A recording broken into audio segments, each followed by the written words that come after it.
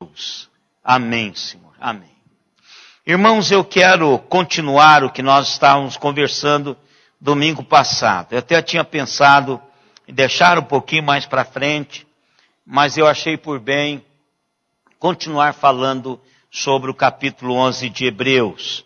E eu quero ler com os irmãos mais uma vez os 3 primeiros versos de Hebreus 11. É bom termos aquelas definições na cabeça para entendermos a continuação da mensagem. Então, vamos pensar um pouquinho mais sobre fé. A palavra do Senhor diz assim: ora, a fé é a certeza de coisas que se esperam, a convicção de fatos que se não veem. Pois pela fé os antigos obtiveram bom testemunho. Pela fé entendemos que foi o universo formado pela palavra de Deus, de maneira que o visível veio a existir das coisas que não aparecem. Que Deus nos abençoe através da sua palavra já abençoada. Irmãos, como eu disse para vocês domingo passado, eu fui educado num processo de fé. E claro que é um aprendizado. Claro que eu sou privilegiado por ter nascido no lar que eu nasci, ter tido uma mãe com a dedicação, o carinho e a experiência espiritual que minha mãe teve. Então eu vim agregando à minha vida, ao meu caminhar com Deus, algumas experiências já antes mesmo de entrar para o pastorado. E eu tinha antigamente umas fichas que eu tenho procurado passar para uma pasta que eu tenho no meu computador, que se chama Caminhantes de Fé. E eu já acumulava isso já há algum tempo, de história de irmãos, pessoas conhecidas e não conhecidos, relatos de momentos especiais na vida de pessoas que experimentaram essa realidade de Deus num caminhar de fé. E eu guardei várias histórias. E muitas delas eu não tinha como comprovar a sua veracidade, mas o princípio ali estava. Pessoas que no momento de desespero, no momento de angústia, buscou o Senhor ouviu e o Senhor fez acontecer aquilo que Ele quis que acontecesse na vida dessas pessoas. E até nós estávamos brincando, eu estava brincando com o irmão Pedro Égio um dia desse, que nós estávamos naquela crise de água, e nós brincamos sobre a história daquela menininha que acompanhou a mãe para a reunião de oração pedir por chuva. A safra em pesa, ninguém tinha levado guarda-chuva, mas aquela menininha, aliás, sombrinhas, mas aquela menina estava com a sua sombrinha, queria levar de fina força, porque ela entendia se iriam orar por chuvas, provavelmente após a reunião de oração viria chuvas. Mas infelizmente, irmãos, a nossa caminhada não tem sido assim. Como igreja, como servos de Deus, como caminhantes de fé, esse caminhante até pode, mas de fé nós temos deixado muito a desejar. Nós estamos vivendo numa época em que a nossa confiança tem sido depositada em outras coisas. Nós temos depositado no Banco Itaú, no Bradesco, na Porto Seguros, no plano do Banco do Brasil para aposentadoria. Nós temos feito um punhado de coisas em coisas elétricas, câmaras de filmagem, de gravação, porteiros. Nós temos confiado em outras coisas. Na realidade, nós não temos sido caminhantes de fé. Nós esperamos o céu nós queremos ir para o céu, e alguns de nós, com algum temor, até morremos tranquilos, porque não tem outro jeito. Se é para morrer, eu não tenho como escapar da morte. Então, já que eu tenho que ter uma tranquilidade, eu vou morrer com a possibilidade de ser ressuscitado qualquer dia desse. É melhor morrer assim do que morrer sem nenhuma esperança. Mas para cuidar do meu carro, da minha casa, dos meus filhos, dos meus negócios, agora não. Eu vou contratar especialistas para fazer isso. Eu vou ter que ir aqui em casa, então eu estou aqui no templo, mas eu moro num condomínio hiper seguro, então eu posso deixar as portas abertas e etc e tal. Deixamos a desejar com relação a isto. A nossa fé, ela é teológica. A nossa fé está na nossa cabeça, mas não assume o comando do restante do corpo. Nós agimos como caminhantes de fé, aliás, nós pregamos como caminhantes de fé, mas nós não agimos como caminhantes de fé. E dentre muitas histórias que eu tenho essa aqui. Ela é contada de uma pequena cidade na qual não havia lojas de bebidas. Eles preservaram aquela cidade sem nenhuma possibilidade dos seus jovens terem experiência com bebida, mas eventualmente uma casa noturna foi aberta, construída na rua principal daquela cidade. Os membros das igrejas da região ficaram incomodados com aquela casa. E na simplicidade deles, eles proclamaram noites de oração sobre aquilo. E lá no meio, a única maneira que eles viram para que aquela casa noturna não tivesse progresso, eles começaram a pedir que Deus acabasse com aquela casa. E lá no meio, alguém diz assim: queima, Senhor, queime essa casa. É um vocabulário meio pentecostal. Não é? Queima, Senhor. Bota fogo nesse negócio. Então, o que aconteceu foi que, um tempo depois, numa das tempestades que aconteceu sobre aquela cidade, um raio caiu exatamente sobre aquele lugar e queimou-se tudo. O dono da taberna, daquele comércio, ficou sabendo que aquela igreja tinha orado para isso. Então ele entrou na justiça, entendendo que aquela igreja deveria pagar os danos que ele sofreu. Então ele pegou um advogado e pegou pessoas que participaram daquele momento em que não eram caminhantes de fé, e como testemunhas, e ele exigia que a igreja pagasse o prejuízo, porque eles tinham culpa, porque aquele raio poderia ter caído em qualquer outro lugar, menos na taberna de bebida. Mas, em contrapartida, aquela igreja também contratou um advogado contestando a acusação, dizendo que aquilo não tem provas concretas, aquela coisa toda. Então, depois de muitas deliberações, o juiz declarou: é a opinião deste tribunal que onde que está a culpa, que eu posso dizer, é que o taberneiro é o único realmente que acredita em oração, enquanto os membros da igreja não. Porque a igreja estava contestando a sua responsabilidade com relação àquele mover dos céus para acabar com aquela taberna. Quantas vezes, irmãos, nós somos assim também?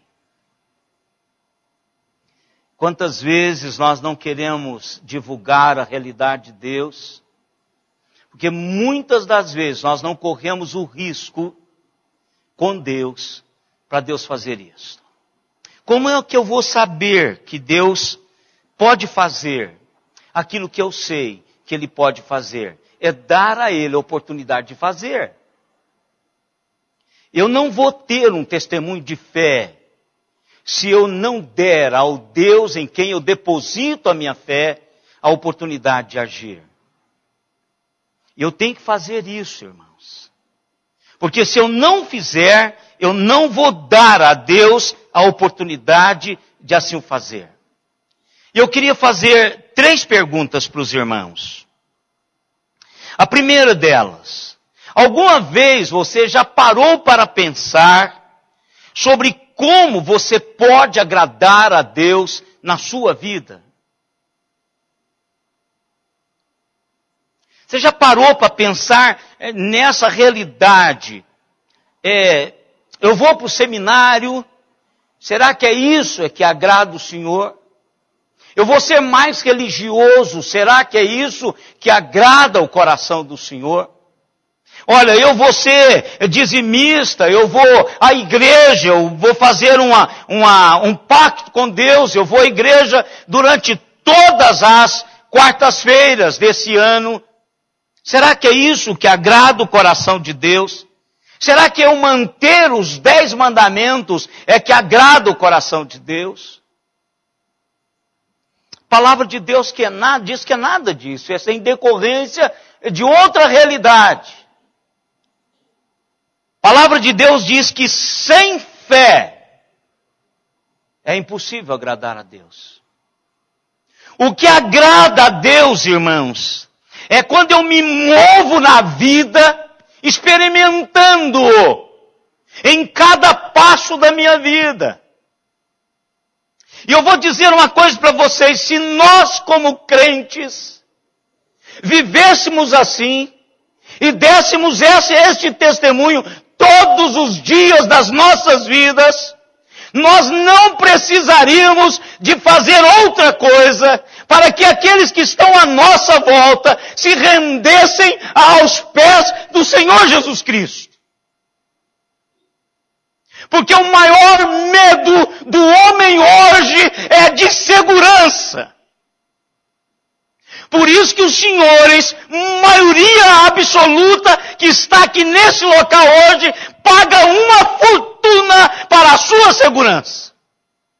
Presente e futura. Aqui tem pais que já têm poupança para os seus filhos, para o futuro. Isso é medo. Isso é medo de depositar no Senhor toda a sua confiança. É um risco. Nós precisamos correr este risco se quisermos vivermos para agradar o Senhor. Nós lemos, irmãos, biografias que nos fazem arrepiar a alma. Biografias que nos fazem chorar. Querer ser pelo menos o engraxate daqueles servos de Deus. Mas a mim e a você é dada a mesma oportunidade de puxar para si a responsabilidade de representar Deus no meu e no seu tempo, onde os homens e as mulheres não fazem isso. Para ser diferente. Para ser diferente. Eu não preciso de mudar o meu estilo. Eu só preciso dizer que eu quero agradar a Deus e depositar nas suas mãos toda a minha confiança. Toda a minha confiança. Depositar nas mãos do Senhor toda a minha realidade de vida. Irmãos, nós só temos 2 caminhos para viver essa vida. Ou nós vamos viver movidos pela vista, aquilo que nós vemos, aquilo que está diante dos nossos olhos. Ou nós vamos mover na vida com base sobre o que nós não podemos ver, mas o Senhor pode ver, e Ele vai trazer realidades tremendas para a minha e para a sua vida. Deus nos desafia, irmãos. Deus nos desafia a confiar nele. Todo o tempo. E a igreja de hoje está muito aquém de agradar o coração de Deus nesse item, que é o mais importante. Nós temos bons templos com ar-condicionado, bons microfones, até bons pregadores, bons músicos. Mas no dia a dia, irmãos, nós estamos devendo. Nós estamos devendo porque o nosso caminhar não tem sido um caminhar de fé. Nós não temos depositado no Senhor, como deveríamos fazer, as nossas realidades existenciais. O que nós olhamos no domingo passado? Domingo passado nós definimos o que é fé. E o texto, mostramos vários textos do Novo Testamento e do Antigo Testamento, dizendo que o justo, ele viveria pela fé. É uma marca minha e sua, como crentes. Nós olhamos para uma realidade que está diante de nós, e esta realidade dá-me um presente seguro e um futuro seguro. Porque Deus diz que assim seria, irmãos. Eu acredito porque Deus diz que assim seria. Então essa é a definição de fé. Mas também nós vimos que os homenageados no quadro de honra do Senhor, dos santos do Antigo Testamento, são reconhecidos não pelas suas grandes obras, mas pela sua grande fé. Homens que depositaram totalmente e tudo nas mãos do Senhor. Também nós vimos as dimensões da fé. A dimensão da fé, ela traz duas realidades. A fé para enfrentarmos o futuro e a fé para vivermos no presente. Nós vimos isso domingo passado. E eu quero hoje, irmãos, falar com os irmãos uma realidade que nós precisamos trabalhar todo o tempo das nossas vidas. E que é aqui que pega, irmãos. É aqui que nós falhamos. Às vezes nós temos esse conceito, a boa definição.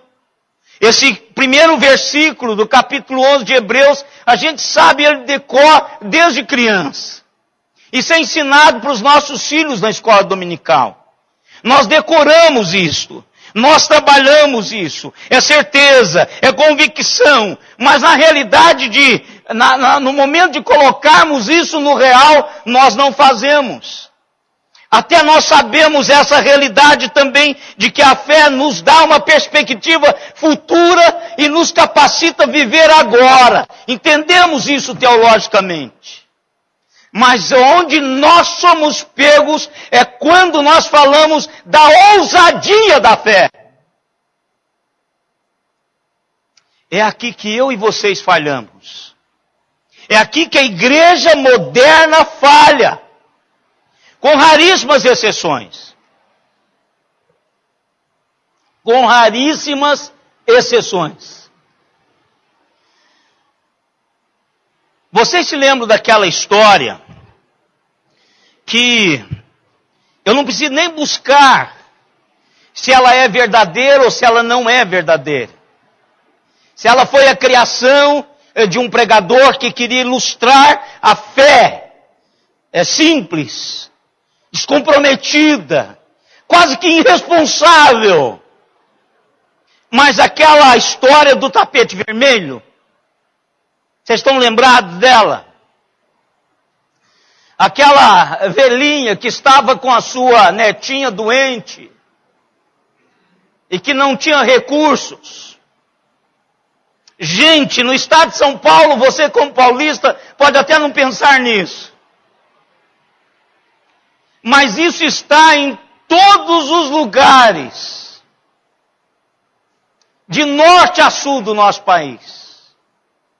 Pobres, que estão com seus filhos, com seus netos moribundos, sem recursos. E aquela velhinha, e eu imagino aqueles casebres que eu visitava lá no Nordeste, que muitos deles eram giral, eu era chamado para orar por aquelas pessoas, porque elas não tinham recursos, nem espirituais, nem financeiros. Então a minha mente é teleportada para esse lugar. Então aquela velhinha fecha a casa, diz para a filha, filho, a avó vai, para a netinha, a avó vai buscar recursos. Fecha a porta, põe a chave debaixo do tapete e vai atrás de recursos. E como presbiteriano, nós vamos falar de presbiterianos.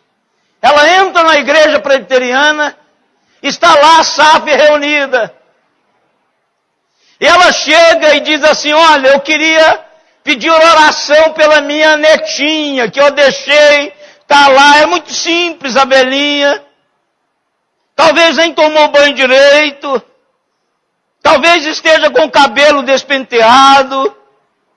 E ela diz, olha, eu também queria orar. Não, a senhora fica aí, a gente vai orar pela senhora. Ah, como eu vejo isso como realidade, irmãos. Como assim? A senhora não deve saber como pedir. E aí depois que todas oraram, por piedade, deixou que ela orasse. E ela falou com simplicidade, Deus, eu preciso da sua ajuda. A minha netinha está muito mal, eu preciso da sua ajuda, que o senhor vá lá agora. A chave está debaixo do tapete vermelho do lado de fora da porta. Pode pegá-la, abrir a porta, entra lá e faça alguma coisa para minha netinha. Claro que as irmãs presbiterianas devem ter ficado escandalizadas. Porque não é assim que ora. Os nossos moldes presbiterianos não é assim que ora. Às vezes nós oramos ao adentrar os portais eternos. Ó Deus de Abraão, Deus de Isaac, Deus de Jacó. Conversa fiada. Só para impressionar. Só para impressionar. É retórica. A história diz que ela volta. E a hora que chega, abre a porta. A chave está no mesmo lugar. E a menina está sentada. O que foi? Ah, veio um homem aqui. Veio um homem aqui, abriu a porta e me curou. Irmãos, é disso que eu estou falando, é dessa ousadia. Que eu e você precisamos dela. E nós não temos, irmãos. Na maioria, esta noite aqui, nesse templo, não tem essa ousadia. Nós temos medo de correr o risco. Qualquer risco que nós corremos, nós nos tornamos vulneráveis. Nós nos tornamos vulneráveis. E nós não queremos fazer isso, principalmente nas mãos do Deus Todo-Poderoso. É isso que os hebreus estavam fazendo. Embora tendo ouvido e visto, eles queriam continuar no judaísmo e não confiar em Jesus Cristo para cuidar das suas vidas. O que é que o escritor de Hebreus faz? Isso aqui é a introdução do capítulo, irmãos. Eu preciso entender esses 3 versículos para entender o restante do capítulo. Porque senão eu não vou entender nada. Não vai contribuir para a minha caminhada. E aí o que ele fala no verso 2? Pois pela fé os antigos obtiveram bom testemunho. Alguns estudiosos, irmãos, acredita que o testemunho significa que o próprio Deus viu a fé dos personagens do Antigo Testamento anunciadas no capítulo 11 de Hebreus. Eu acredito que foi isso também. E isso é incrível. O Deus que se agrada pelo meu mover em fé, pelo meu confiar nele. Deve ter visto sim a fé desses homens. Mas eu queria ir um pouquinho mais à frente, um pouquinho mais profundo, para entendermos melhor isto. Porque essa tem sido a experiência de homens que de fato foram caminhantes de fé. Homens que têm feito a diferença na história do povo de Deus. Homens que têm dado passos gigantescos e o mundo tem sido abençoado por esses homens. Homens que têm honrado a realidade de Deus. Sabe o que eu creio, irmãos? É que essas pessoas no rol da fé viu à frente da sua própria situação, para além das suas circunstâncias, e recebeu o testemunho do céu. Eles agiram firmados naquele testemunho e se tornaram parte evidente da sua fé. Eles viram além do que eles estavam. Porque assim, você que já deu um passo de fé, você sabe que é assim. Por pequeno que seja o seu passo de fé, você sabe que quando você o deu, você já estava vendo acontecer a coisa. E para mim, irmãos, esse testemunho é que quando esses homens engravidaram dessa realidade, eu tomo essa palavra emprestada do Paul Chung-Yu, o grande pastor da Coreia, engravidou-se da realidade de Deus. Isso é fé. Ele estava numa circunstância e Deus encheu seus corações para além das suas circunstâncias. Eles conseguiram ver isso, e quando eles deram passo na certeza de que aquilo já existia. Porque eles receberam o testemunho do céu para aquilo. Irmãos, se isso é feito comigo e com vocês imaginam coisas gigantes. E nós precisamos disso, irmãos. Eu fico imaginando, eu coloquei aqui alguns personagens que para mim foram de extrema preciosidade para a história do povo de Deus. Que eu imagino, irmãos, todas as vezes que eu leio a história de Abel, oferecendo o sacrifício, e Deus agrada-se de Abel, e agrada do seu sacrifício. Eu fico pensando assim, o que estava na mente, no coração de Abel, para fazer o que ele fez? Não tinha uma normativa sobre aquilo, irmãos. Não havia nada que dissesse para ele que era aquilo que precisava fazer. Mas sabe o que ele viu? O Cordeiro de Deus sendo imolado. E ali começa todo o projeto. Todas as vezes da ceia do Senhor, fecha os olhos e contempla aquele monumental momento que Jesus Cristo estava celebrando aquilo. E aí você pensa naquele outro, quando milhares de todas as tribos e de todas as nações em volta do Cordeiro de Deus para a ceia do Cordeiro. Você consegue ver isso?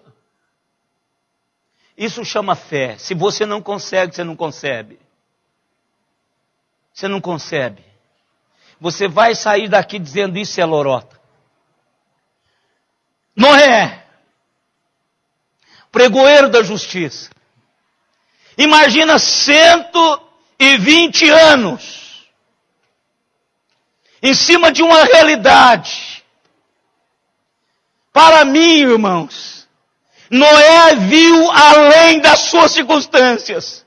Recebeu o testemunho dos céus. E aí percebeu o caminho de Deus para a salvação daqueles que entrassem naquela arca. E ele continuou caminhando. Com toda a oposição. Oposição tamanha, irmãos, que somente ele e a sua família entrou naquela arca. Imagine. Não há oposição para mim e para você contra o que nós pregamos. Nós temos milhares de pessoas, milhões de pessoas, nesse momento, cultuando a Deus em todos os lugares. Não é oposição. Oposição foi de Noé. Mas ainda assim, ele não arredou os seus pés daquela visão que ele tinha. Abraão. O que foi que Abraão viu? O que foi que Abraão percebeu? A grandeza de Deus. Ressurreição, irmãos. Naquele tempo, isso era muito raro. E ele concebe que Deus era poderoso o suficiente para ressuscitar o seu filho. E sabe o que estava embutido ali? Jesus Cristo. Que havia algo muito maior do que aquele momento que Abraão conseguiu ver, e por isso, destemidamente, ele obedeceu. E aí nós poderíamos passar por Moisés. Hebreus nos diz que ele considerou as riquezas de Cristo muito maior, muito melhor do que as riquezas desse mundo. Eles sabiam que eles poderiam depositar toda a confiança em Deus, independentemente das circunstâncias impossíveis e das suas próprias impossibilidades, improbabilidades. Deus era Deus acima de tudo, e eles agiram em conformidade com isso. Fé recebe o testemunho de Deus como final, como concretizado, e age sobre esta palavra, independentemente das condições humanas ou das circunstâncias exteriores que nos rodeiam. Fé é isso, irmãos. É correr o risco, mas sabendo que é verdade. É tendo convicção plena de que esse é o caminho de Deus. É tendo a certeza absoluta de que esta realidade é uma realidade plantada por Deus no meu coração. Eu tenho o testemunho de Deus sobre isto. E vou fazer isto, embora a maioria dos cristãos na minha época não façam isto. E é isto que vai fazer a diferença. Toda a diferença na minha e na sua vida. E a pergunta é, pastor, então há uma ousadia da fé. Mas qual que é a dinâmica da fé? Qual é a dinâmica da fé? Verso 3. Verso 3.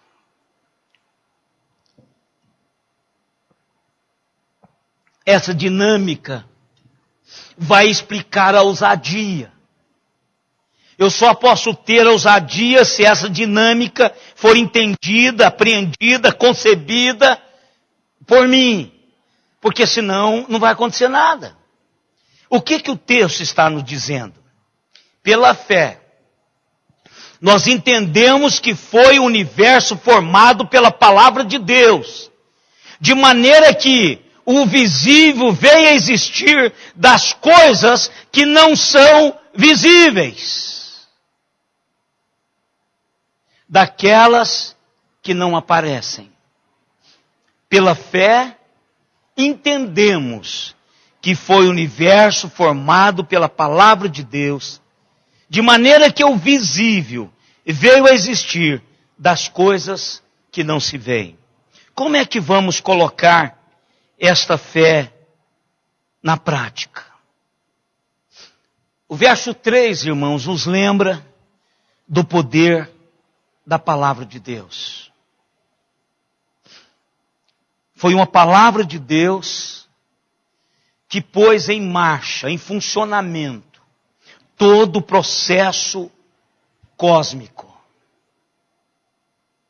Aqui está dizendo que o universo, a realidade cósmica, foi colocada em movimento, em existência, a partir da palavra de Deus. Deus pôs em marcha todos os movimentos e todas as realidades históricas subsequentes a esta realidade de criação. E Ele fez isso a partir do nada. É aqui, irmãos, que eu quero chamar a atenção dos irmãos. E é aqui que está o segredo. Se Deus pode chamar esse universo, que ainda não foi descoberto e estudado na sua totalidade. Todo tempo se descobre alguma coisa. Todo tempo há as notícias científicas de algo que está agora descoberto. E ainda tem muito para descobrir. E se Deus pode chamar este mundo a partir do nada, então pela fé eu creio que Ele pode chamar algo do nada até hoje.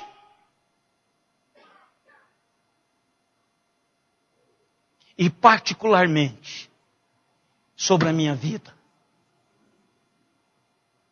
Sobre a vida da igreja. Sobre a vida da igreja. Uma vez que eu tenho, irmãos, a palavra, a partir da palavra de Deus, eu posso confiar nela para cuidar do que Ele tem nos mostrado. Essa é a revelação de Deus. E se eu tenho uma palavra de Deus, a partir desta palavra, eu posso confiar nela. Eu posso me firmar nela de tal maneira que eu posso correr qualquer risco. Eu gosto de citar, sempre cito, porque para mim é a citação mais fantástica. Sacerdotes pegam a arca para atravessar o Jordão. E a palavra de Deus é o seguinte: o momento em que as plantas dos pés dos sacerdotes tocarem a água, o Jordão vai se separar.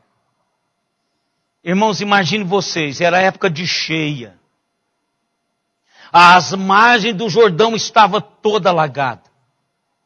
E os sacerdotes, os coatitas, com a arca sobre os ombros. E eles iam entrar naquele brejo. E sabe o que eu falo com o Senhor sempre? Senhor, eu vou no teu nome. A tua arca está sobre os meus ombros. Se atolar, sou eu e o Senhor que vamos atolar. Porque eu creio nisso. Eu creio no que a tua palavra me diz. Eu preciso fazer isso. Todos os dias. Eu digo para o Senhor, Senhor, como é que eu vou dizer? Como é que eu vou falar de algo que eu não vivo? Como é que eu posso testemunhar convincentemente das tuas realidades, se isso não é realidade na minha vida? E é disso que nós estamos precisando, irmãos. Nós estamos precisando dessa experiência pessoal de fé. Nosso trabalho, irmãos, é agir com base nessa palavra. Fé chama a esta palavra concluída. O Jordão já está aberto. O que precisa é os 4 que carregam a arca plantar as suas plantas dos pés. É a sola, irmãos, dos pés. Na água. E não importa se está lamacento. Não importa se eu vou atolar até uma parte, mas ela vai ficar em caminho seco para que todo o povo de Deus passe. É agir sobre essa palavra. E essa palavra, irmãos, é do Senhor, simplesmente porque Deus diz que assim seria, nela eu vou confiar. Agora preste atenção num detalhe muito importante. Essa palavra, para a palavra aqui no versículo 3, não é logos. Aqui está o segredo.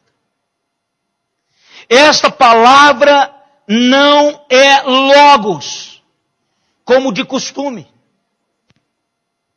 Palavra que o Novo Testamento usa para a palavra é logos.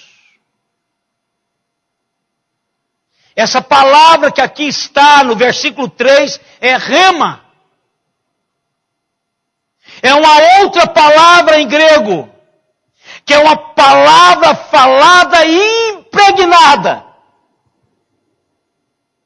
Ou seja, é a palavra que carrega o poder criador de Deus. Não é suficiente, irmãos, abrir a Bíblia, escolher um versículo e depois reivindicá-lo para a sua vida.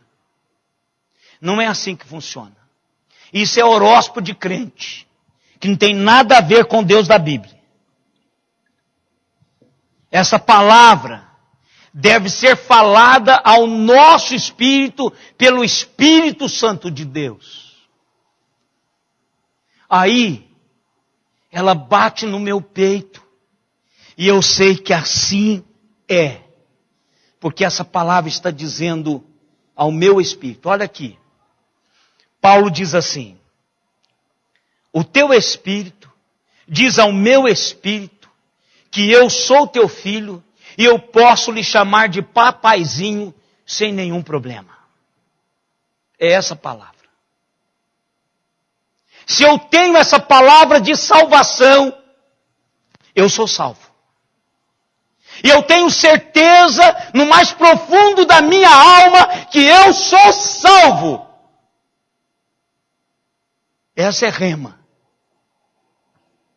Essa palavra é rema. É a palavra que o Espírito Santo de Deus fala ao meu espírito. É a palavra criativa de poder que deve ser falada a nós. Então aqui, irmãos, há um segredo.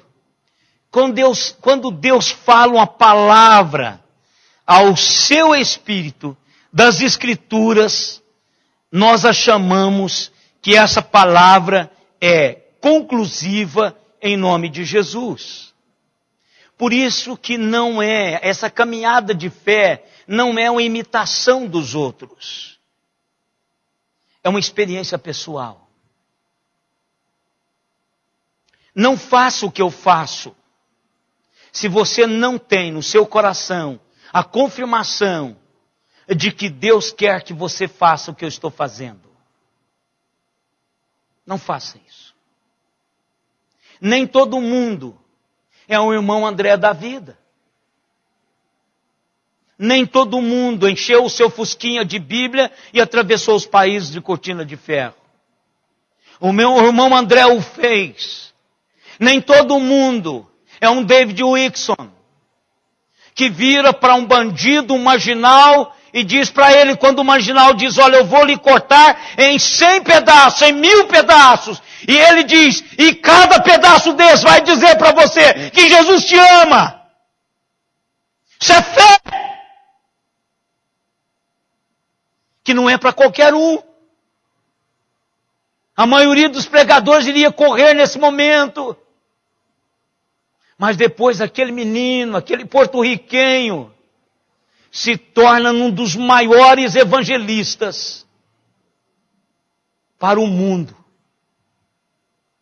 Quer ler isso? A cruz e o punhal. David Wilkerson, né?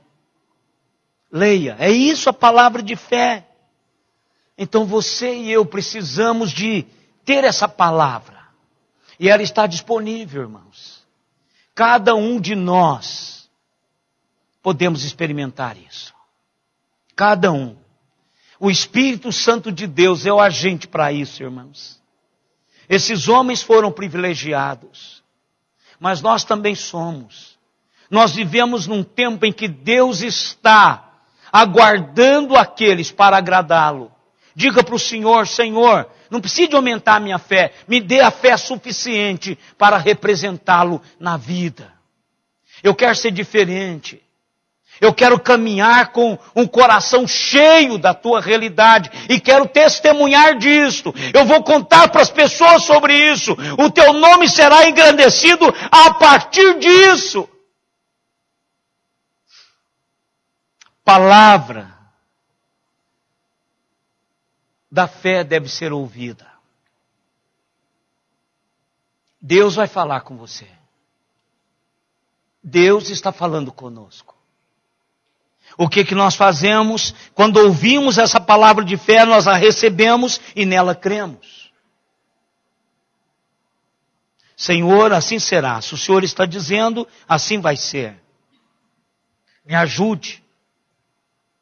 Me ajude, porque eu não estou acostumado a agir assim. Eu quero que o Senhor trabalhe a minha vida nesse sentido. E uma vez ouvida, uma vez recebida e crida, essa palavra deve ser confessada. Você tem que dizer para todas as pessoas quem é que guarda, quem é que trabalha, quem é que faz acontecer na sua vida. Diga para as pessoas. Publique isso. Deixa o inferno e o céu saber disto. Deixa Deus tomar conta. Deixa Deus trabalhar isso. Publique isso. A palavra de fé deve ser posta todos os dias em prática. Todos os dias. Não invente moda. Deus quer, irmãos, e Deus se agrada quando nós assim vivemos. Ele nos dará uma palavra se lermos a sua palavra e escutarmos o Espírito Santo. Eu sei que vocês têm a mesma experiência que eu. Às vezes estou lendo um texto que estou acostumado a lê-lo. De repente, aquele texto parece que salta das Escrituras e bate no meu peito. Eu sinto aquela sensação esquisita de que algo diferente está acontecendo. E aí eu me rendo a essa palavra. E o Espírito de Deus trabalha o meu coração. E aí eu preciso de agir mediante esta palavra. Quantas vezes estamos orando e Deus bate no nosso coração com uma palavra. E uma vez que temos uma palavra clara de Deus, então nós precisamos agir sobre ela. Precisamos confiar. Porque quando Deus diz, ela é conclusiva. E quando descobrimos a vontade de Deus, então pronto. Deus já está fazendo o que Ele queria fazer. E eu quero ler, irmãos, para os irmãos, uma palavra que foi dada pelo Charles Window, quando ele escreveu-se A Prática da Fé.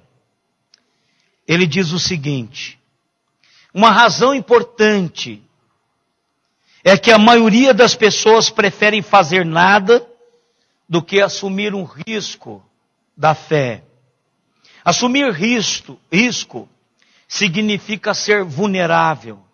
E isso pode afetar as nossas finanças, os nossos amigos, o nosso futuro, os nossos sentimentos, a nossa ocupação, onde vivemos e uma série de outras considerações.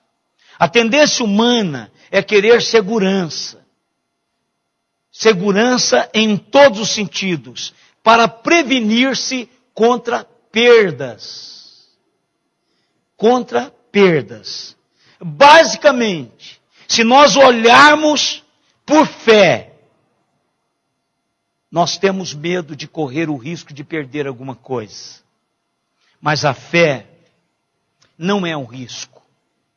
Porque a fé é um caminhar sob a pavimentação de Deus e da afirmação da sua palavra. E Deus está nos chamando para caminhar esse caminho, irmãos. Se Deus criou esse universo todinho, com uma palavra só, é desconsiderável a minha e a sua preocupação. as minhas e as suas coisas, que a gente dá muito valor, mas não confia no Senhor para garanti-las, vale nada. Absolutamente nada. Deus sustenta o universo, irmãos. Ele o criou e Ele o sustenta. O movimento de rotação e translação está acontecendo agora independentemente do meu e do seu querer. O ar que nós estamos respirando é Ele que manda. A chuva que caiu hoje à tarde, não tenha dúvida, foi Ele que mandou. Apesar de nós. Se Ele faz isso, irmãos, o que é a minha vida diante dessa realidade cósmica? Nada. 1,60 m de um material biodegradável e de um miserável pecador. Só isso. Mas ainda assim Ele se preocupa comigo. Ele se agrada quando eu caminho em fé. Que esse seja o desafio de Deus para mim e para você. Nessa noite, nesse apagar das luzes de 2014. Eu quero cantar com os irmãos mais um hino. E eu quero convidar o Fernandão, missionário Fernandão, para vir aqui à frente, para ele orar conosco. E orar por nós. Hino 93.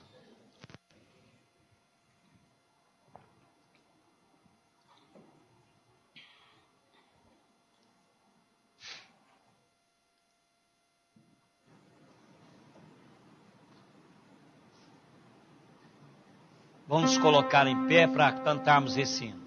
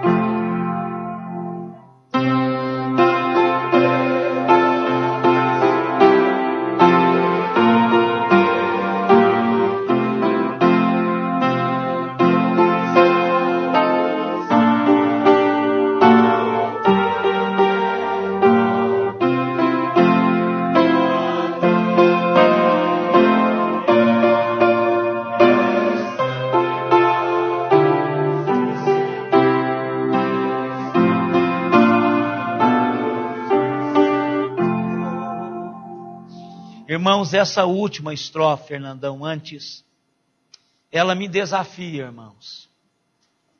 Essa é uma certeza que nós temos. Por que não ter as outras? Que são de somenas importâncias, irmãos. Eu espero esse negócio acontecer.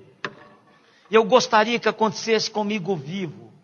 Mas se não acontecer, eu vou ter certeza que eu vou ressurgir. Pode marcar o meu túmulo e correr para lá, se você estiver vivo. Agora, por que não confiar nas outras coisas? Essa é uma dicotomia, irmãos, que a igreja do Senhor Jesus tem. Eu quero convidá-los, aqueles que têm alguma pendência para a semana, para vir aqui à frente. E, como eu falei hoje de manhã, irmãos, o nosso irmão Azen, ele tem tido um problema sério com a pedreira que ele carrega nos rins. Então nós precisamos de orar pelo Azen, agradecer a Deus pela vida da irmã Iole, com ela muitos outros que já estão aqui conosco. Agradecer a Deus os irmãos que estão conectados conosco. Nós temos Araraquara, Ribeirão Preto, Campinas, Jundiaí, Franca, São Paulo, Santa Rita, Belo Horizonte, Uberaba, Bauru, Marília, Piracicaba, Pittsburgh, Zug, Londres, Santa Clara e Nova York. 55 conexões. Queremos agradecer a Deus pela vida de todos vocês. O missionário Fernandão vai nos dirigir a Deus nessa oração, pedindo que Deus nos acompanhe, que Deus nos ajude. Pai querido, nós agradecemos pela Tua palavra. Amém, Deus. E Pai, como diariamente precisamos nos voltar, nos render à Tua palavra. Amém, Senhor. E precisamos lembrar não só a nossa mente, mas principalmente o nosso coração. Sim, Pai. De que a Tua palavra é que é a verdade. Amém, Senhor. Amém. E que não há nenhuma outra segurança maior do que colocarmos as plantas dos nossos pés sobre a água. E que o Senhor vai se encarregar, ó Pai, do nosso amanhã. Amém, Senhor. Amém. Pai, a nossa oração nessa noite é de gratidão por ser essa nossa realidade desde o dia em que tivemos o nosso encontro com Jesus. Amém, Senhor. Que andamos por fé e não por vistas. Sim, Pai. Obrigado, ó Pai, por essa oportunidade. Sim, Deus. Obrigado, ó Pai, porque nós não precisamos ter o nosso coração aflito.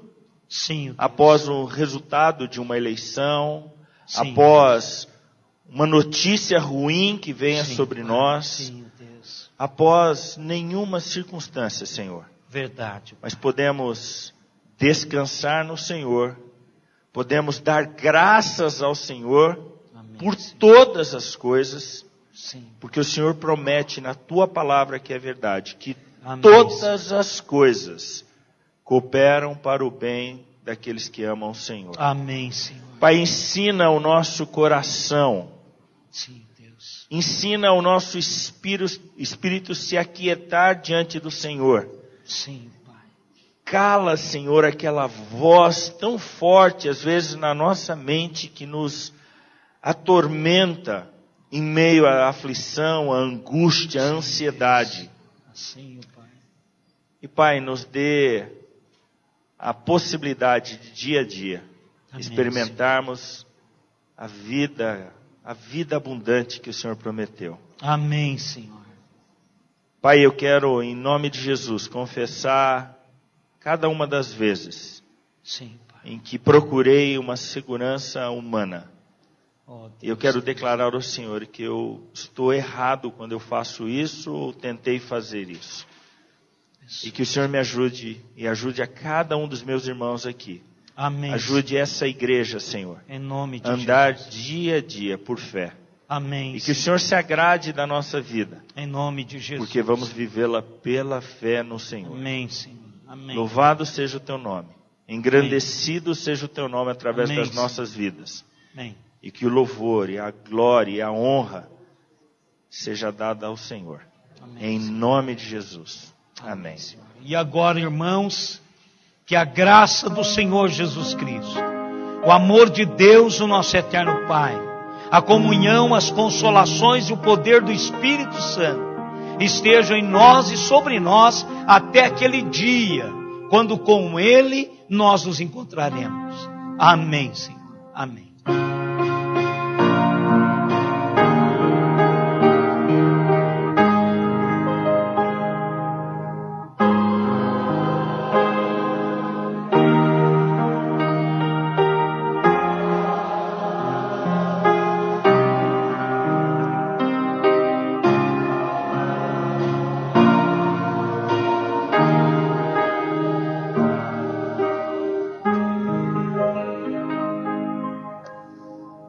Poder sentar, irmãos. Eu vou dar ao Fernandão um minutinho para ele dar uma palavra à igreja, saudar a igreja, porque é sempre um prazer ter o Fernandão conosco. Então, os irmãos, por favor, tomem seus lugares e o Fernandão vai dar uma palavra, pedir à família para ficar em pé, para que aqueles que não conheçam possam conhecê-los. Fica à vontade, meu irmão. Amém. Graça e paz, irmãos. É uma alegria realmente poder, mais uma vez, estar visitando os irmãos, visitando a igreja essa que não só fez parte da nossa vida, mas faz parte da nossa vida. Voltar aqui para Pati, Timóteo, Vitória e eu, sempre é uma alegria. Pati, Timóteo, Vitória, podem ficar em pé só para aqueles que ainda não os conhecem, Timóteo ou não nos maior conhecem. do que o pai. Ainda não, pastor. Ainda não. Pela fé, ele está querendo andar por esse caminho aí. Mas a nossa família, nós somos missionários, trabalhamos com Atletas em Ação, moramos em Praia Grande, e o Senhor tem nos dado o desafio de, usando o esporte, anunciarmos o Evangelho por esse Brasil e também tendo a oportunidade algumas vezes até fora do país. Para nós tem sido uma alegria ver o que Deus tem feito. Esse último ano, Deus fez com que Atletas em Ação, que estava somente em duas cidades e um estado, fosse para 8 estados diferentes, 10 cidades. Nós estamos agora trabalhando para que até 2016, na Olimpíada, consigamos alcançar todas as capitais. Estamos trabalhando para isso. Deus tem sido muito bom conosco. E para a gente tem sido muito especial. Esse ano foi um ano, em outubro do ano passado, o Felipe, que também é aqui dessa igreja, foi incluído na nossa equipe. Ele é o meu assistente, tem sido meu braço direito, tem tornado a minha vida muito, mas muito mais simples. Eu louvo a Deus pela vida do Felipe. Acho que alguns irmãos acompanharam. Ele esteve no momento agora em viagem, esteve nos Estados Unidos. A minha vida se tornou um verdadeiro inferno com a vida dele lá nos Estados Unidos, porque me desorganizou totalmente aqui. Mas eu louvo a Deus por aquilo que Deus tem feito também na vida do Felipe e através do Felipe. Só para que os irmãos saibam, nós temos hoje no Brasil, depois da Copa do Mundo, mais ou menos um número de 350 igrejas em diferentes estados, nesses 8 estados aí, que querem implantar um ministério de esportes e querem usar o esporte como uma ferramenta. Essa semana, nós estamos numa semana de encerramento do projeto que nós temos na nossa igreja. Nós atendemos mais ou menos 150 crianças diariamente, com 4 modalidades lá, com futebol, com floorball, muay thai.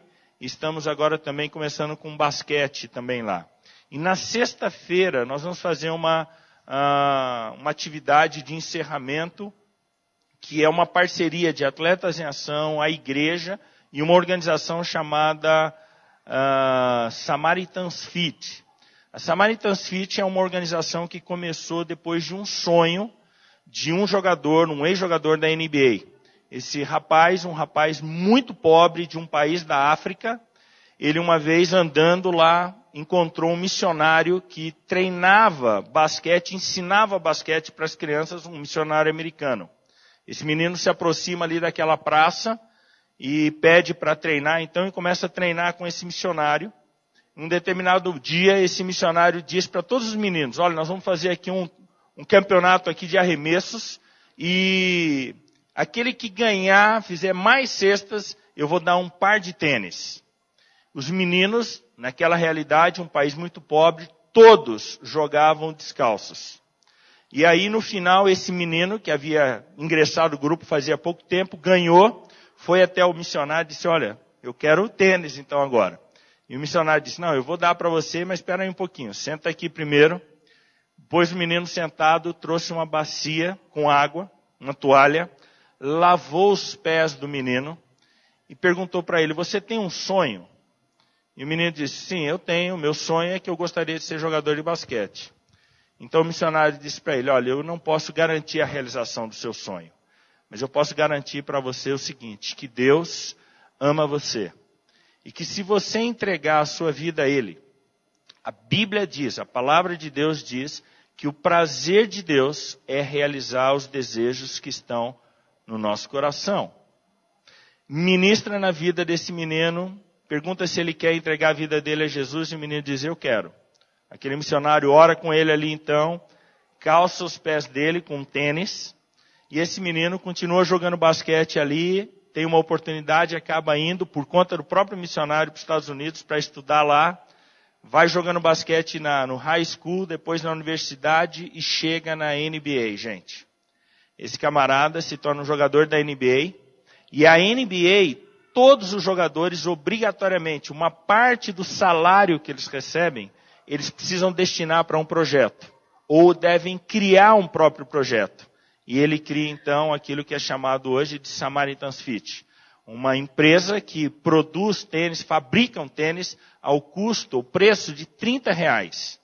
E a ideia é que essa cerimônia que esse missionário fez com esse rapaz se repita através do mundo todo, com vários e vários outros meninos. Dia 19, nós vamos lavar os pés de aproximadamente 150 meninos, e vamos dar um par de tênis para cada um deles e ministrar sobre a vida deles assim. Isso é uma das coisas que Deus tem dado para a gente, a oportunidade e o privilégio de fazer, e queremos multiplicar em muitos outros lugares. Nós acreditamos que muitos desses meninos talvez não realizem o sonho como o Danny Nin acabou fazendo e realizando o sonho dele. Mas uma coisa nós temos absoluta certeza, que todos esses meninos que entregarem a sua vida para Jesus vão ter essa oportunidade de ouvirem e viverem através de uma palavra como essa que ouvimos hoje à noite. Amém. De viver uma vida pela fé, o que é incomparavelmente diferente e melhor do que a vida que temos sem Jesus. Amém? Amém. Amém. Amém. Obrigado, Fernando. Quem sabe nós possamos futuramente trazer esse projeto para Araraquara. O Beto Shalom está disponível para isso. Então logo o campo fique pronto. Então podemos trazer esse ministério para cá, viu, Felipe? Deus abençoe, irmãos, uma boa semana. Dê um forte abraço, Fernandão e família, que Deus abençoe.